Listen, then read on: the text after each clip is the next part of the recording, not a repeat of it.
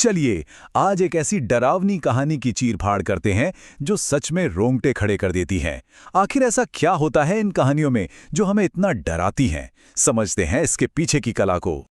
तो सवाल यही उठता है कि एक डरावनी कहानी को असरदार बनाता क्या है। मतलब ऐसा क्या है जो हमें इतना डरा देता है। चलिए उन तरीकों को समझते हैं जिनसे लेखक सस्पेंस और डर का पूरा खेल रचते हैं। तो सबसे पहले बात करते हैं कहानी की बनावट की। डर के लिए स्टेज कैसे सेट किया जाता है।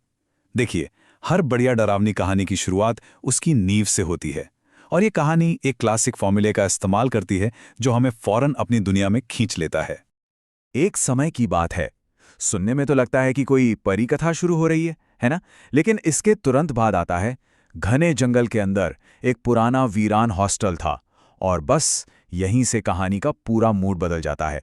परी कथा से सीधे डरावनी कहानी। तो ये एक समय की बात है वाला जो जुमला है वो सिर्फ परियों की कहानियों के लिए नहीं होता। इस कहानी में इसका इस्तेमाल एक झटके के साथ ये बताने के लिए किया गया है कि अब जो सुनने को मिलेगा वो बिल्कुल भी सुखद नहीं होगा। ये हमें मानसिक तौर पर तैयार कर देता है। और ये सेटअप एकदम क्लासिक है। एक अलग-थलग वीरान जगह, उस जगह की एक डरावनी पहचान कि भाई किसी के अंदर कदम रखने की हिम्मत नहीं होती थी। फिर एक खास डरावना एलिमेंट जैसे पैरों की आहट गूंजती थी और आखिर में कुछ बहादुर या कहें कि बेवकूफ लोग जो वहां जाने का फैसला करते हैं।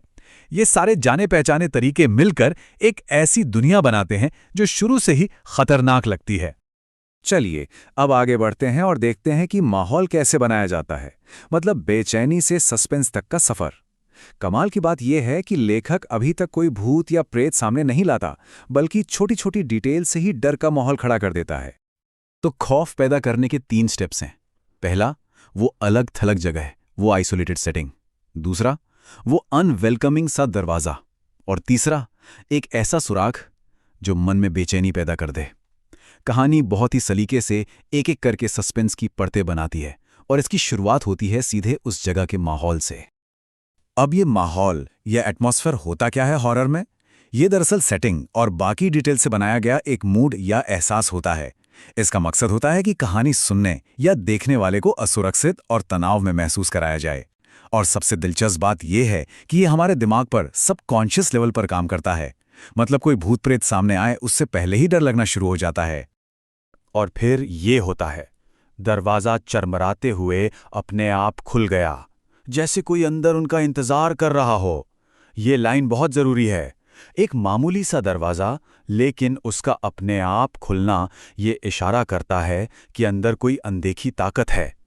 अचानक वो हॉस्टल सिर्फ एक बिल्डिंग नहीं रहता, बल्कि डर के इस खेल में एक एक्टिव प्लेयर बन जाता है। और फिर अंधेरे के बारे में ये लाइन देखिए, अंधेरा रोशनी को अपनी ओर खींच रहा था। क्या कमाल का तरीका है लिखने का। यहां अंधेरे को एक जीवित चीज की तरह दिखाया गया है, जैसे वो कोई शिकारी हो। यही वो तकनीक है जिसे पर्सोनिफिकेशन कहते हैं, जो एक मामूली सी चीज को भी एक असली खतरे जैसा महसूस करा देती है। तो अब तक माहौल बन चुका है। अब बात करते हैं उस अनदेखे खतरे की। अंधेरे में एक कानाफूसी। ये वो मोड़ है कहानी में जहां सस्पेंस से भरी बेचैनी अब सीधे सीधे एक सुपरनैचुरल, एक अलौकिक खतरे में बदल जाती है। घड़ी में आधी रात के 12 बजे और संजना ने अपने कान के ठीक बगल में किसी को फुसफुसाते हुए सुना, मुझे ढूंढो। सोचिए जरा, कोई जोर की चीख नहीं, कोई डरावनी आवाज नहीं, सिर्फ एक फुसफुसाहट। और यही इसे और डरावना बनाती है। फुसफुसाना बहुत पर्सनल होता है, बहुत करीबी। ये सीधे हमारे पर्सनल स्पेस में घुसपैठ जैसा लगता है। और उस फुसफुसाहट के ठीक बाद सामने आता है एक नंबर, 309। शायद किसी कमरे का नंबर। ये बहुत चालाकी से किया गया है। अब तक डर का कोई चेहरा नहीं था, वो बस एक एहसास था। लेकिन इस नंबर के साथ लेखक उस डर को एक ठिकाना दे देता है, एक मंजिल, एक रहस्यमयी मंजिल।